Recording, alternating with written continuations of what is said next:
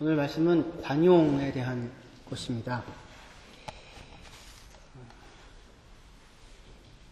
관용은 말씀에 따르면 기쁨과 염려 사이에 놓인 그 사람들이 이 땅을 살아가면서 그 염려에 함몰되어지지 않고 기쁨을 붙잡으며 쫓아가며 살아갈 수 있는 길로서 우리에게 주어지고 있습니다. 4절에 주 안에서 항상 기뻐하라 명령이 나오잖아요. 항상 기뻐하라. 그리고 5절에 너희 관용을 알게 하라. 관용을 알게 하라 명령이 나오고, 그 다음 바로 6절에 이어지는 곳에서 아무것도 염려하지 말아라. 그렇죠? 그렇게 지금 말씀이 이어지고 있습니다. 항상 기뻐하라와 아무것도 염려하지 말아라 사이에 관용하라 라고 하는 말씀이 들어갑니다. 빌립보서에 기뻐하라, 기뻐하다, 기쁨이라고 하는 말이 14번이나 나옵니다. 기뻐하다는 동사가 9번 나오고 기쁨이라는 말이 5번 나옵니다. 굉장히 많이 나오죠. 짧은 편지에 14번이나 기쁨에 대한 이야기가 나오는 이런 편지는 없습니다. 신약성경 어디를 봐도 없을 것입니다. 그러니까 빌립보 교회는 기쁨이 너무너무 충만한 교회였을까요? 그 교회는 생각하고 편지만 쓰려고 하면 그냥 기쁨이라는 말이 툭툭 튀어나오는 교회였기 때문에 이렇게 기쁨이라는 말이 많이 나올까요? 네. 어차피 그냥 생각만 해도 기쁜 교회인데 굳이 또 기뻐하라, 기뻐하라, 기뻐하라, 주 안에서 항상 기뻐하라, 내가 다시 말하노니 기뻐하라, 그죠? 그런 이야기들을 굳이 할 필요는 아마 없을 것입니다. 그러니까 오히려 이렇게 기뻐하라고 하는 요구가 많은 빌립보 교회는 실상은 어찌 보면 염려와 근심이라고 하는 것이 딱 봤을 때 주된 정서처럼 느껴지는 그런 매일을 살고 있는 교회이기 때문에 더욱더 주 안에서 기뻐하라, 주 안에서 항상 기뻐하라, 내가 다시 말하니 기뻐하라, 당신들은 나의 기쁨이다, 그 사실을 잊지 말아라, 당신들을 생각할 때마다 나는 사실은 되게 기쁘다, 그렇게 격려하고 그리고 향하여야 할 방향을 자꾸 아마 주는 것일 것입니다. 그렇죠? 그래서 오히려 빌립보 교회는 염려 또는 근심할 만한 상황이 많았을 수 있고, 바로 앞에 나오는 그 3절에 유오디아와 순두계로 대표되어지는 한마음을 품어라 라고 해서 갈등 상황 가운데 놓여 있을 수 있습니다. 그리고 그런 염려와 근심의 정서가 겉으로 볼 때 나타나고 있는 이유는 빌립보서에서 2번이나 중요한 구절에서 나오는 것처럼 허영과 다툼일 것입니다. 그러니까 교회이기 때문에 나오는 명분들과 이야기들, 소통되는 이야기들이 나쁜 얘기는 하나도 없어요. 기본적으로. 주 안에서 무슨 권면이나 위로나 성령의 교제나 긍휼이나 자비가 있거든 주 안에서 같은 마음을 품고 다툼과 허용으로 하지 말아라. 그렇게 얘기를 하거든요. 그러니까 교회니까 겉으로 소통되어지는 나오는 이야기들은 자비와 긍휼과 하나님의 뜻과 이런 것들입니다. 그런데 그런 말들이 이렇게 나오고 그런 마음으로 일을 진행하는데, 근데 염려스럽고 근심스럽고 한마음이 안 되는 그런 상황 가운데 있는 겁니다. 보통 이 다툼과 허용은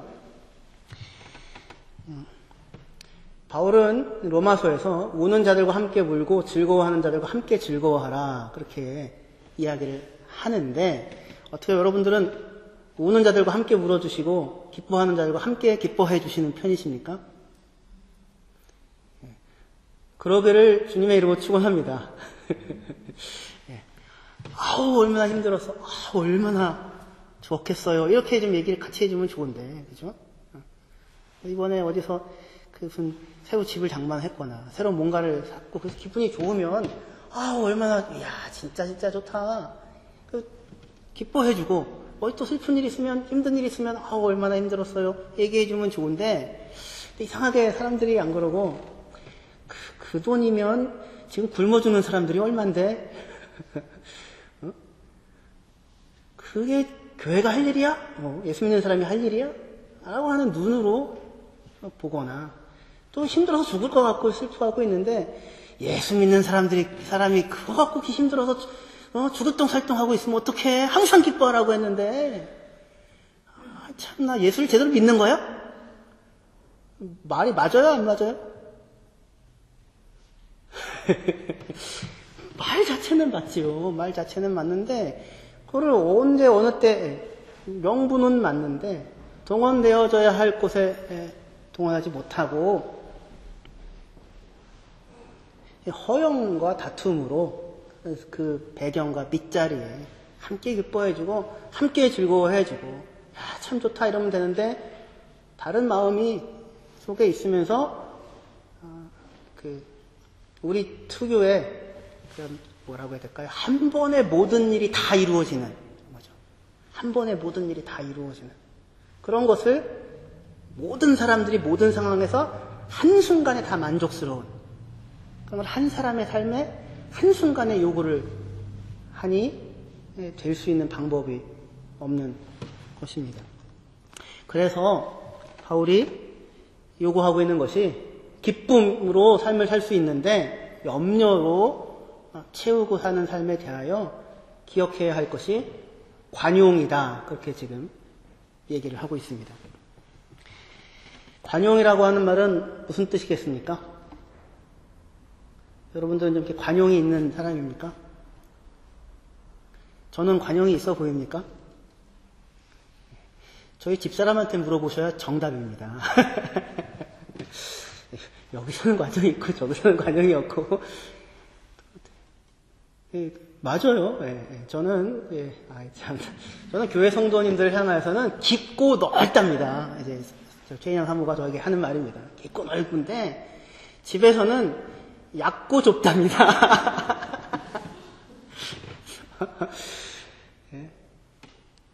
그 얘기를 듣고 관용하며 웃고 살고 있어요. 맞아. 그러고 살고 있는데 관용이라고 하는 것이 너그러울 관자에 얼굴 용자를 쓰거든요. 한자로 쓰면요. 너그러울 관자가 그 원래 말뜻은 넓은 집, 큰 집 그런 뜻입니다. 그 뜻 자체가 크고 넓은 집. 그러니까 집이 크고 넓으니까 그 안에 많은 사람들이 들어와서 살아도 괜찮은 것입니다. 큰 문제가 없는 것이죠. 용자도 얼굴 용자인데 용모할 때도 용을 쓰지만 용서한다, 용납할 때도 얼굴 용자를 씁니다. 왜 그럴까요? 얼굴을 막 바꾸는 그런 게 아니라 용자도 그 위에 부스가 뜻이 집입니다. 집을 뜻합니다. 그래서 집 안에 여러 물건들을 담을 수 있듯이 한 사람의 얼굴 안에 여러 표정들을 담을 수가 있지요. 그죠? 그래서 그 용자를 사용한다고 합니다. 관용이라고 하는 말이 기본적으로 큰 집에 사람들이 함께 사는 모습을 표현하고 있습니다.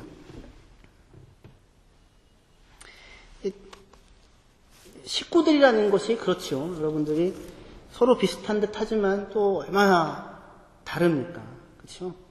그래서 첫째는 이렇고, 둘째는 이렇고, 셋째는 이래요. 이렇게 이제 같으면서도 다른 것들을 얘기하게 됩니다. 얼마나 맨날 싸우고, 맨날 울고, 또 같이 놀고, 또 싸우고, 잘 때는 같이 잔다고 또 싸우고, 한 얼굴 안에서 수많은 표정들이 공존합니다. 그게 얼굴이죠. 우리가 사는 집은, 여러분들이 사는 집은 지금 얼마나 크고 넓으십니까? 그리고 그 집 안에는 누가 살고 있습니까? 그리고 그 집의 집주인은 누구입니까? 그 자리가 되게 중요한 관용의 자리입니다. 여러분의 집주인은 누구예요? 네. 나예요, 나? 전 아직 집이 없어서.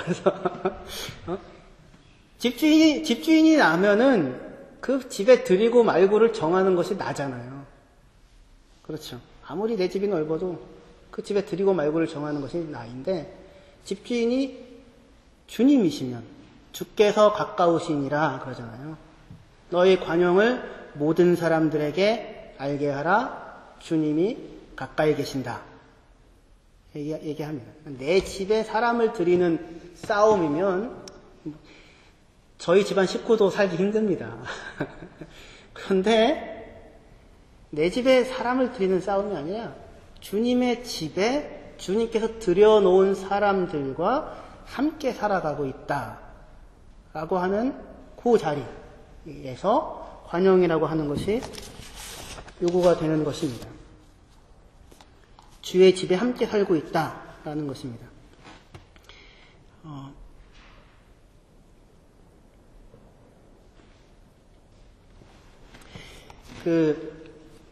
한자어로는 관용이라는 뜻이 그렇게 쓰이지만 헬라 말은 여기서 쓰이는 모든 사람에게 관용하라고 할 때 쓰이는 말은 에피에이케이스라는 말인데, 에피에이코스라는 말인데, 그 말 자체는, 에이코스라는 말은 말이 된다, 이해할 만하다, 따라갈 수 있다, 그런 뜻입니다.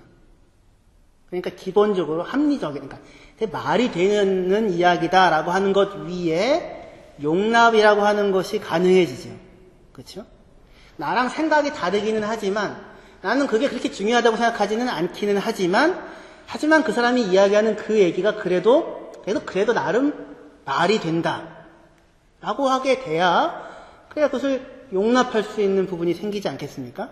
그렇죠? 그래서 기본적으로 그것이 말이 된다, 그럴듯하다, 그 자리에 서보니 따라가 볼 수 있겠다라고 하는 그런 것에 근거하여서 누군가를 용인하고 받아들이는 관용이 가능합니다. 문제는 그거예요. 그 집에 같이 주님께서 들여놨는데 사람들을, 근데 모든 사람들이 다 그럴 법하다, 이해가 된다라고 하는 모습으로는 안 있잖아요. 아닙니까? 혹시 오늘 집에서 나오면서 남편과 아내 서로를 향하여 이해를 할 수가 없어, 저 사람은, 혹시 그러고 나오지는 않았습니까? 도대체 이해를 할 수 없는 사람들이, 할 수 없다고 느껴지는 사람들이 그런데 한 집안에 지금 살고 있는 모습입니다. 근데 주님은 지금 본문은 그 사람들을 향하여 관용하라고 요구하는데, 관용하라고 요구를 받는 대상이 어디까지예요? 5절에 너의 관용을 누구에게 알게 하라고요? 모든 사람에게 알게 하라. 모든 사람. 너의 관용을 형제들에게 알게 하라. 너의 관용을 예수 믿는 사람들에게 알게 하라. 너의 관용을 네가 좋아하는 사람들에게 알게 하라가 아니라 모든 사람에게 알게 하랍니다.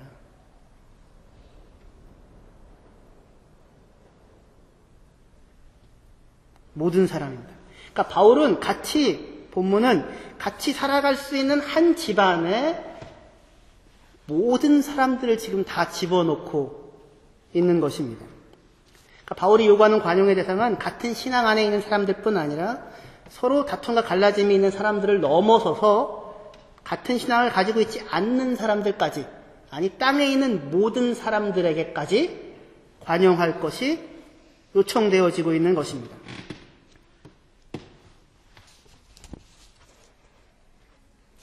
무엇에 근거하여서 이렇게 요구가 되냐면 주께서 가까이 계시기 때문이다 라고 하는 것에 근거하여 이 내용이 요청이 됩니다. 관용은 강자가, 힘이 있는 사람이 그래 그냥 그렇게 살라고 해, 지가 그렇게 살겠다는데 어쩌겠어, 그냥 내버려둬 라고 하는 무관심과 방임과는 다른 것입니다. 그러면 굳이 모든 사람에게 너의 관용을 알게 하라고 하는 요구가 있을 필요가 없지요. 그렇죠. 그게 관용이라면, 신경 쓰지 않고 살아가는 그 모습이 관용이라면, 그렇죠? 그렇지 않을 것입니다. 관용의 근거로 모든 사람, 한 집안에 놓여진 모든 사람에 대하여 관용할 것이 요구되어지는 근거는 주님께서 가까이 계시기 때문이라고 합니다. 하나님은, 예수님은 하늘 보좌 저 높은 곳에 계셔서 그냥 다 이해해 줄게, 죄들 다 용서해 줄게, 이런 형태로 우리에게 관용을 나타내셨던 것이 아니었고, 빌립보서 2장에서 그는 근본 하나님의 본체신데, 하나님 자신이신데, 하나님 자리에 서서 사람들의 모습을 바라보고는 이렇고 저렇고 하는 자리에 있지 않고, 강자가 약자를 용인해주는 그런 형태가 아니라 자기의 자리를 떠나버려 사람 곁에 오시고 종의 형체를 입으시고 더 낮아지셔서 그들 곁에 서시는 형태로 그들의 주인이 주님이 되신 것입니다. 모든 입으로 그의 앞에 그를 주라고 고백하게 한다라고 하는 일이 그렇게 일어난 것입니다. 그 사건에 근거하여 그 사건이 기초가 되어 모든 사람에게 대하여 당신들은 관용을 나타내십시오라고 지금 이야기할 수 있는 것입니다.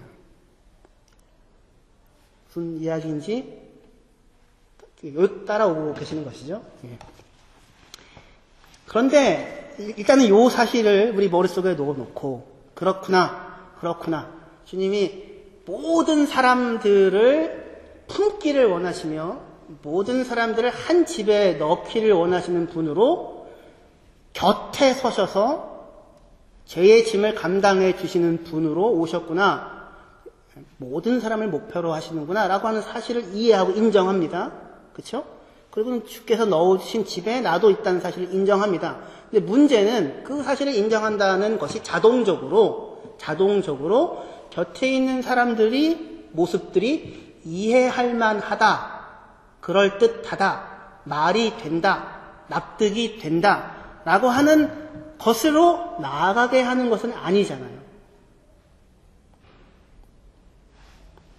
그렇죠.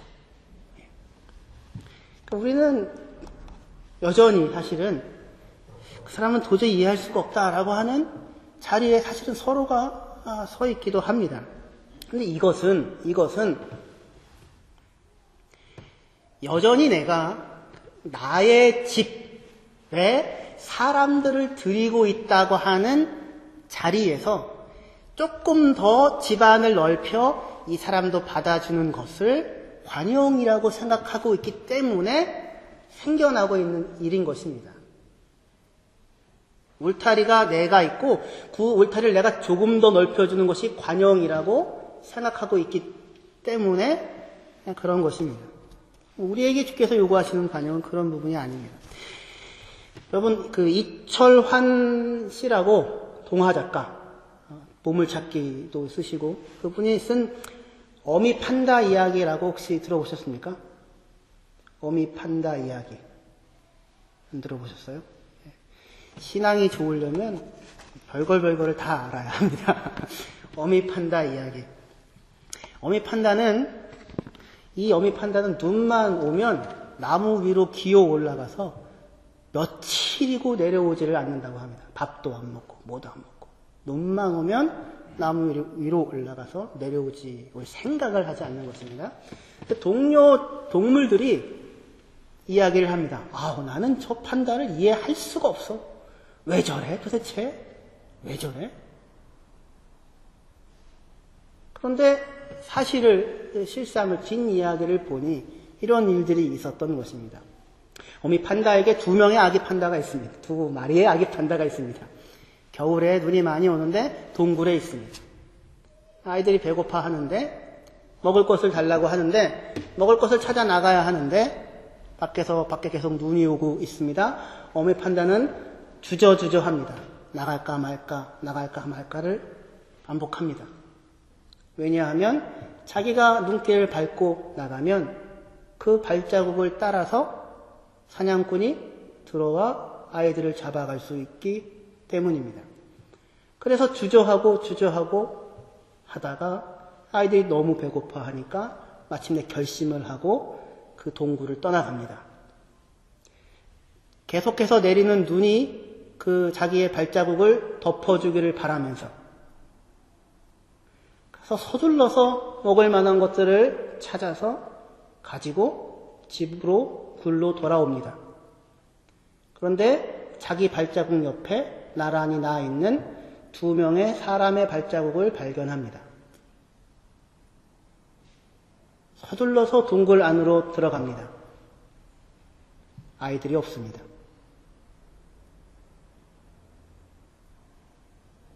그 이후 어미 판다는 눈만 내리면 나무 위로 올라갑니다.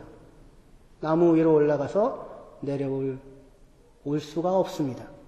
왜냐하면 눈 위에 새겨지는 자기의 발자국이 두렵기 때문입니다. 아이들이 생각나기 때문입니다. 그런 동화가 있습니다. 실제로 있었던 이야기가 아니라 이철한 씨가 써놓은 동화입니다.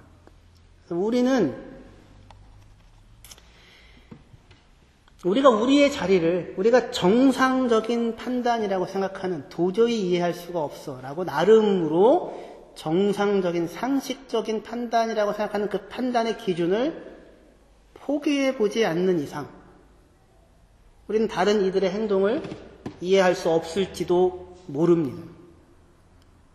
지난주에 말씀드렸던 것처럼 사랑에 대해서 말씀드렸던 것처럼 우리는 거울로 보는 것 같이 희미하게 볼 수 있을 뿐입니다. 그렇죠? 우리의 시력은 생각보다 그렇게 좋지 않습니다. 우리는 그 사람의 평생을 알지 못합니다. 우리가 보는 것은 단지 찰나찰나 순간순간 나와 마주치는 몇 장면들이 전부입니다. 그죠? 그 자리에 서서는 누군가를 온전히 이해할 수 있는 길은 없을 수도 있습니다.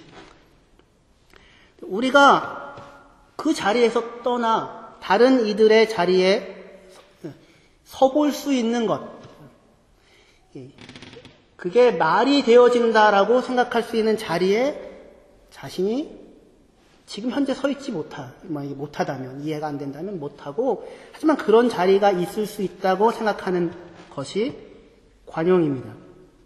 그리고 우리의 관용에 포용하는 범주는 그래서 모든 사람들입니다.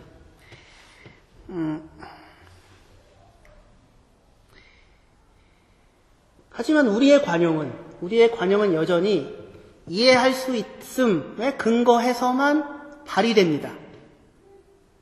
그렇죠. 때로 우리는 상대방의 상황과 사정을 다 따라갈 수 없고 때문에 이해할 수 없음의 상황에 마주칩니다. 그때 우리는 이렇게 묻기도 합니다. 너 예수 믿는 거 맞아? 그럼 상대방이 나 예수 믿어. 네가 예수를 믿어. 주님, 얘가 예수를 믿는데요. 어떻게 네가 예수를 믿어? 어떻게 예수를 믿으면서 그따위로 할 수 있어? 그렇게 할 수 있어? 그러면 그렇게 물으시는 여러분은 예수를 믿으시는지요? 예수를 믿는다고 하는 것은 무엇입니까? 그분께서 나 같은 사람의 자리에까지 기꺼이 들어오셔서 나의 죄의 짐을 그의 등에 짊어지시고 나를 위하여 죽으셨다고 하는 사실을 믿는 것입니다. 할렐루야. 나 같은 사람의 자리에까지도 기꺼이 찾아 들어오셔서 나의 죄의 짐을 자기 등 위에 짊어지고 십자가에 짊어지고 나를 자유롭게 하고 그것을 위하여 죽으셨다는 사실을 믿는 것입니다. 그 사실 위해서 우리 모두가 출발합니다. 모든 사람들이 출발됩니다. 관용이라는 말의 다른 표현인 톨레랑스라고 하는 말은 본래 뜻이 짐을 져준다라고 하는 뜻이라고 합니다. 예수께서 하나님의 자리에 서셔서 그래 인간들에게 내가 뭘 기대하겠냐, 죄인들 그냥 다 용서해주마, 이렇게 강자가 약자를 용인하는 것이 아니라 하나님의 자리에서 내려오셔서 내 곁에 서시고 이 불안하고 불완전한 나의 삶에 찾아와 나의 허물과 죄를 짊어져 주시고 내게 새로운 삶을 주시는 것으로 관용을 베풀어 주시는 것입니다. 우리는 그분의 관용 위에 그분의 함께 짐져줌, 은혜로 인하여 오늘을 지금 살아가고 있습니다. 그것이 우리의 평생일 것입니다. 그래서 이 사실에 대한 확인과 인정에서 모든 사람을 향하여 여러분의 관용을 알게 하십시오라고 하는 명령이 가능해집니다. 우리는 이해할 수 없고 우리는 따라갈 수 없지만 그 이해할 수 없는 그 일이 실상은 나에게도 내 삶 가운데도 예수님 안에서 일어난 일이었다는 사실을 알고 우리는 관용의 길을 갈 수 있고 그 길이 우리를 염려에서 벗어나 기쁨을 향하는 길로 갈 수 있게 하는 것입니다. 주님에 대한 신뢰에서 관용이 나오고 주께서 가까이 계시다고 하는 인생에 대하여 가까이 계셔주시는 분이라고 하는 그 사실에서 관용이 나오게 됩니다. 나의 짐을 가까이 계셔서 여전히 져주고 계시는 분이시라고 하는 사실에서 그의 관용에서 다른 사람을 향한 우리의 관용이 나오게 됩니다.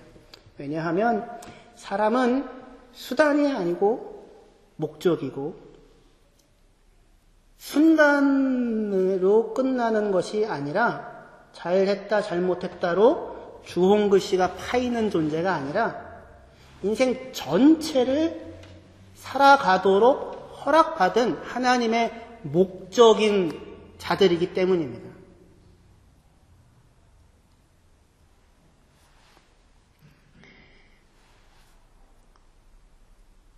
그러니까 하나님에게 있어서 저와 여러분들은 옳다, 그르다, 나쁜 놈, 좋은 놈으로 가름하는 것으로 되어져도 되는 대상이 아니라 우리 자체를 목적으로 하신다. 우리 자체를 얻으려고 하신다고요.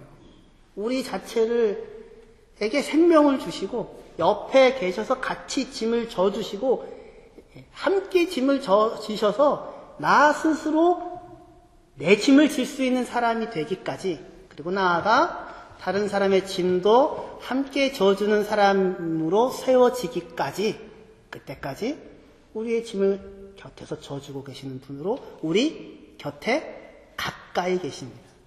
그의 그 가까이 계셔서 짐져 주심이 없다면 우리의 오늘 하루도 우리는 단 한순간도 사실은 살아갈 수 없는 것일 것입니다. 이것이 우리의 현실이며 그 현실을 따라서 우리에게 요구하시는 모든 사람들에게 너희의 관용을 나타내라 라고 하는 요구입니다. 쉬운 일입니까? 어려운 일입니까? 어려운 일이죠. 어려운 일입니다. 그럴 때 우리가 잊지 않아야 할 중요한 내용이 하나가 있습니다. 그것은 뭐냐면 여기 찾아볼게요. 고린도 후서 11장 30절 33절까지입니다.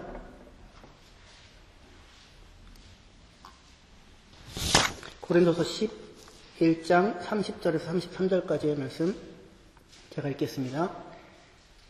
내가 부득불 자랑할진대 나의 약한 것들을 자랑하리라. 주 예수의 아버지 영원히 찬송할 하나님이 내가 거짓말 아니하는 것을 아시느니라.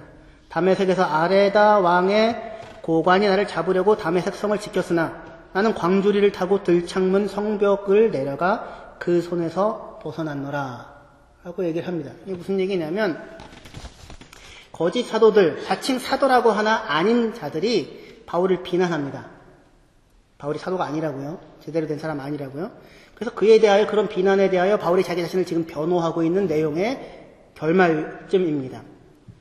그러면서 그 사도들이 거짓 사도라고 바울이 지칭하는 그 사도들이 자랑하는 것을 바울이 나도 그런 거 다 갖고 있다. 사실 나도 하나도 그런 부분에는 부족하지 않은 사람이 나다. 나도 이스라엘 사람 이스라엘이고 히브리인 중에 히브리인이고 나도 그 사람들에 비해서 아무런 부족함이 없는 사람들이다. 하지만 내가 서 있는 자리는 그 자리 아니다. 나는 그 위에 서서 안 살고 있다. 이렇게 이야기를 합니다.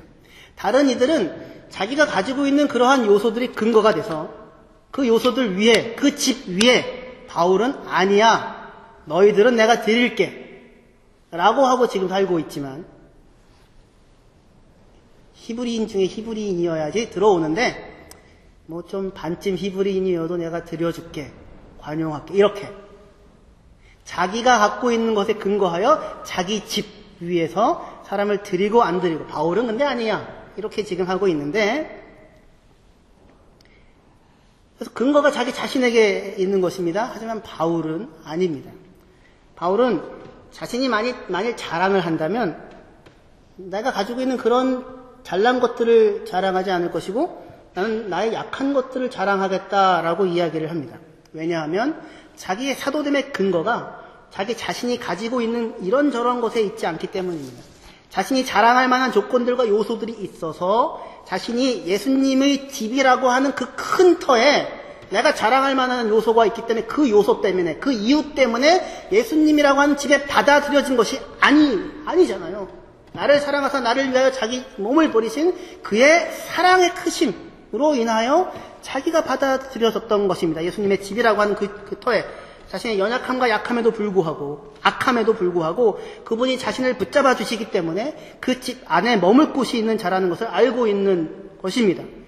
바울이 지금 그 사람들을, 다른 사람들을 거짓 사도라고 부르고 있는 이유는 그들이 윤리적으로 도덕적으로 비난받을 만한 사람이기 때문이 아니고 그들이 능력이 없는 사람이라고 비난하는 것도 아니며 그들이 자기가 기준이 되어 자기의 집에 누군가를 드리고 배척할 수 있는 사람이라고 스스로 생각하고 있기 때문입니다.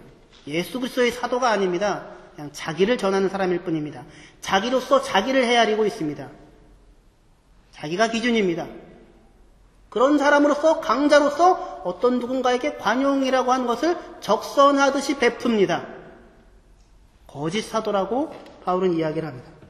바울은 그렇지 않습니다. 바울은 하나님이 자신에게 나누어 주신 분량의 한계 안에서 맡겨진 일을 감당하고 있다고 고린도서 10장 13절에서 이야기합니다.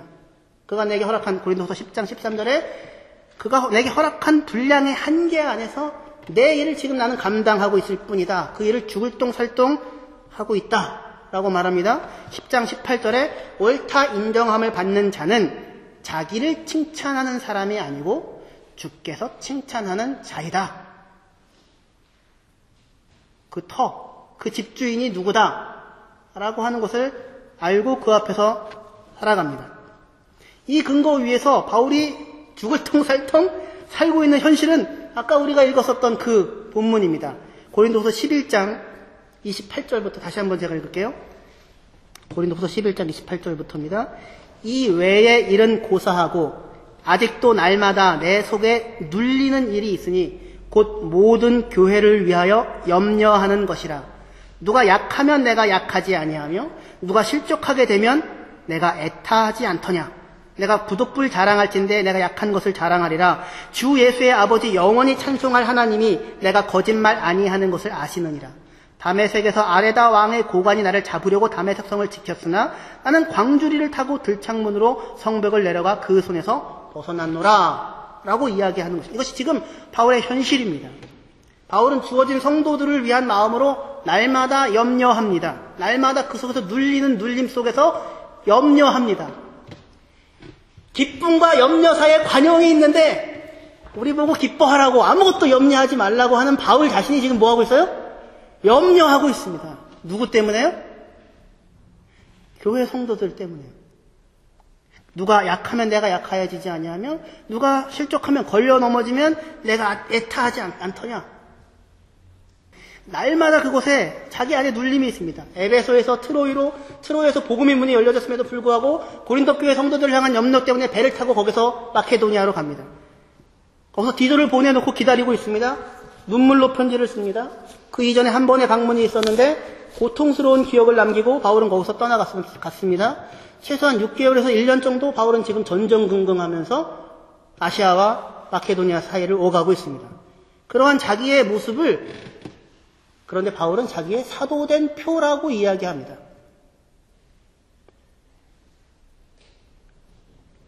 자랑을 한다면 자신은 자기의 약함을 자랑하겠다고 합니다. 왜요? 자기가 서 있는 터가 내 터가 아니고 주 예수 그리스도께서 받아들여 놓으신 사람들이 터입니다. 그 사람들을 자기와 함께 묶어 함께 멍에를 맨 사람으로 세워놓고 짐을 감당하라고 하십니다. 누군가가 넘어지면, 누군가가 약해지면 함께 멍에를 지고 있는 이 사람에게는 하중이 몰리겠지요.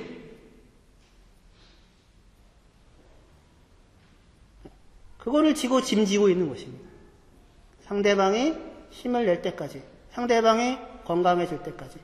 모처럼요, 예수께서 우리를 위하여 십자가를 지셨던 것과 같이, 우리의 짐을 자기의 등에 짊어지시고 기다리시고 있는 것과 같이 애타합니다. 그래서 자기의 약함을 자랑한다고 합니다.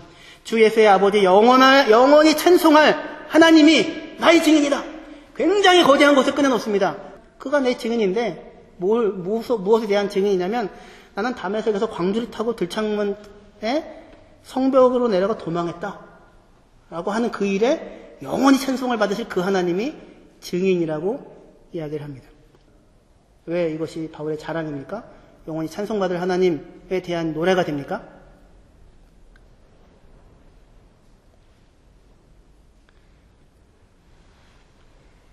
그 터가 바울이 세워놓은 터가 아니라고요. 바울의 집이 아니라고요. 바울은 잡으러 갔을 때 도망갔던 사람입니다. 그런데 자기에게는 주 예수 그리스도의 아버지, 영원히 찬송받으실 하나님이 계십니다. 그분이 자기에게 가까이 계십니다. 그분이 자기를 짐져 주십니다. 그 사실을 알고 있습니다. 내게에서뿐만 아니라 곁에 있는 모든 이 고린도 교회 성도들에 대하여서, 빌립보 교회 성도들에 대하여서 너희 안에 착한 일을 시작하신 이가 그리스도 예수의 날까지 이루실 줄을 내가 확신하노라. 그렇게 살고 있습니다. 여기가 우리가 서서 살아야 하는 우리의 자리입니다. 탕자의 아버지의 기다림, 전전긍긍. 우리는 살면서 이렇게 나이스하게 이렇게 천국에서 볼 사람들과 보지 않을 사람들과 뭐 이런 거 있잖아요. 이렇게 다 이렇게 갈라놓아지면 좋을 것 같은데, 그러면 그 금 바로 밖에 혹시 여러분들이 있을지 모릅니다.